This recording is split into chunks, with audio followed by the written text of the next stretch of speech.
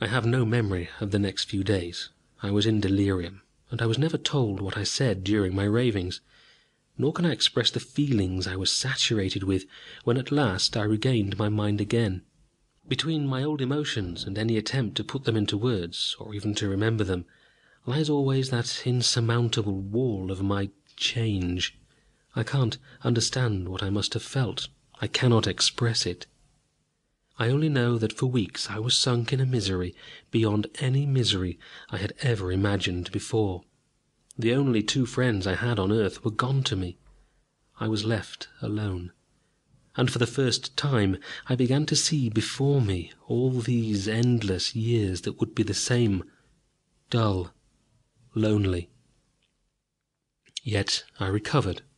I could feel each day the growth of a strange new vigour in my limbs, a vast force that was something tangibly expressive to eternal life. Slowly my anguish began to die.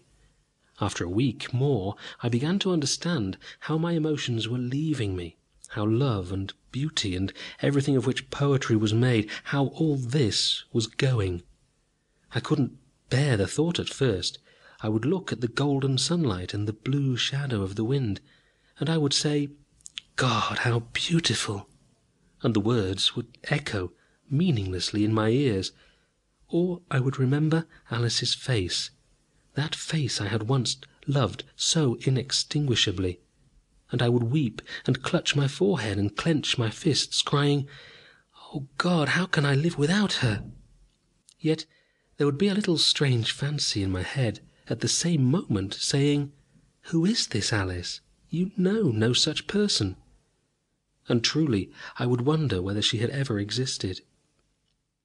So, slowly, the old emotions were shed away from me, and I began to joy in a corresponding growth of my mental perceptions. I began to toy idly with mathematical formulae I had forgotten years ago, in the same fashion that a poet toys with a word and its shades of meaning. I would look at everything with new, seeing eyes, new perception, and I would understand things I had never understood before, because formerly my emotions had always occupied me more than my thoughts. And so the weeks went by, until one day I was well. What, after all, is the use of this chronicle? Surely there will never be men to read it. I have heard them say that the snow will never go. I will be buried. It will be buried with me, and it will be the end of us both. Yet somehow it eases my weary soul a little to write. Need I say that I lived, thereafter, many thousands of years until this day?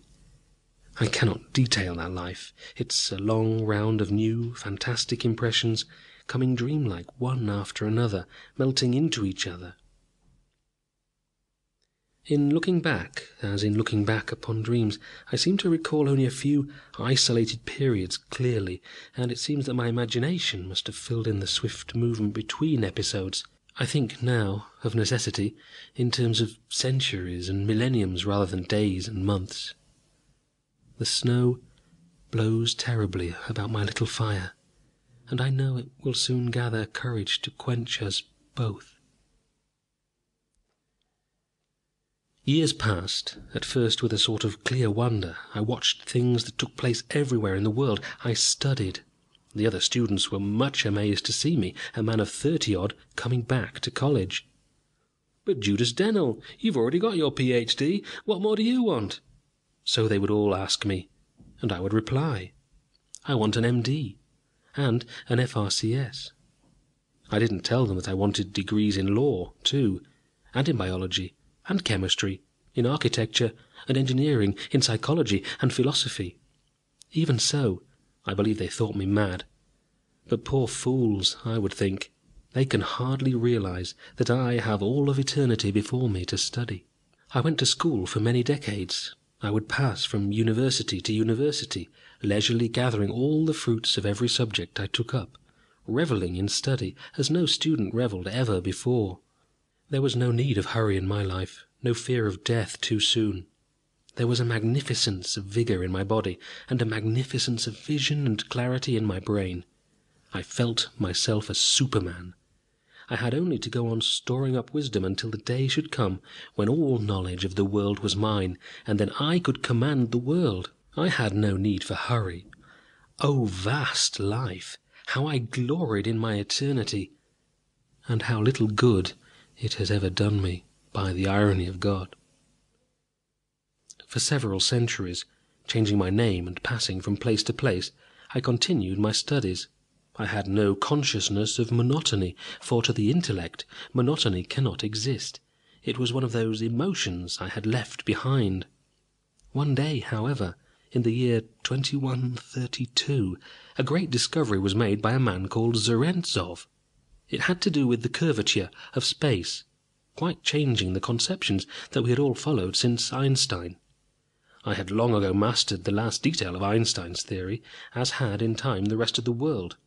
I threw myself immediately into the study of this new epoch-making conception. To my amazement, it all seemed to me curiously dim and elusive. I could not quite grasp what Zarentzov was trying to formulate. "Why," I cried, "the thing is a monstrous fraud." I went to the professor of physics in the university I then attended, and I told him it was a fraud, a huge book of mere nonsense. He looked at me rather pityingly. "I'm afraid, Modevsky," he said, addressing me by the name I was at the time using, "I am afraid you do not understand it, that is all. When your mind has broadened, you should apply yourself more carefully to your physics." But that angered me, for I had mastered my physics before he was ever born. I challenged him to explain the theory, and he did. He put it, obviously, in the clearest language he could. Yet I understood nothing. I stared at him dumbly until he shook his head impatiently, saying that it was useless, that if I could not grasp it, I would simply have to keep on studying. I was stunned. I wandered away in a daze. For do you see what happened? During all those years I had studied ceaselessly, and my mind had been clear and quick as the day I first had left the hospital. But all the time I had been able to only remain what I was, an extraordinary intelligent man of the 20th century, and the rest of the race had been progressing. It had been swiftly gathering knowledge and power and ability all that time, faster and faster, while I had been only remaining still. And now here was Zarentzov and the teachers of the universities, and probably 100 intelligent men who had all outstripped me. I was being left behind. And that is what happened. I need not dilate further upon it. By the end of that century, I had been left behind by all the students of the world, and I never did understand Zarentzov. Other men came with other theories, and these theories were accepted by the world, but I could not understand them. My intellectual life was at an end. I had nothing more to understand. I knew everything I was capable of knowing, and thenceforth I could only play wearily with the old ideas. Many things happened in the world. A time came when the East and West, two mighty unified hemispheres, rose up in arms, the civil war of a planet. I recall only chaotic visions of fire and thunder and hell. It was all incomprehensible to me, like a bizarre dream. Things happened. People rushed about, but I never knew what they were doing. I lurked during all that time in a tiny, shuddering hole in the city of Yokohama, and by miracle I survived. And the East won.